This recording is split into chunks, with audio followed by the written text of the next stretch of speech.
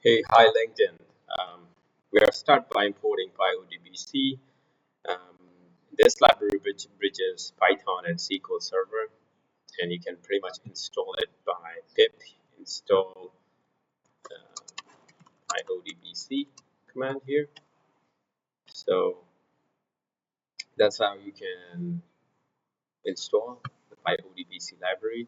Next, we define the connection string. This includes the ODBC driver, server, database, and authentication method for business critical application. Always ensure this settings align with your security policy. So we have a Windows authentication here, and after that, with the connection in place, here we are establishing the connection with pyodbc.connect and putting our connection string into it so we can connect successfully to the pyodbc and the SQL Server. So notice we also have that in the try except block. It ensures gracefully, you know, for handling of any connection errors, which is vital for maintaining system reliability. And then we have the connection in place after all of that, and we create a cursor to query using SQL commands. In this example here, I'm going to show you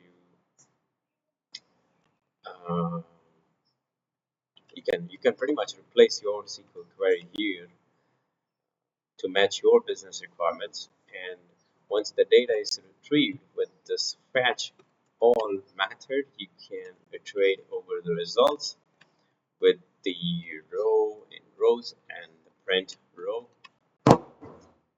But in your case, you might integrate this into a dashboard or an analytics pipeline, and then finally we have to close our our connection.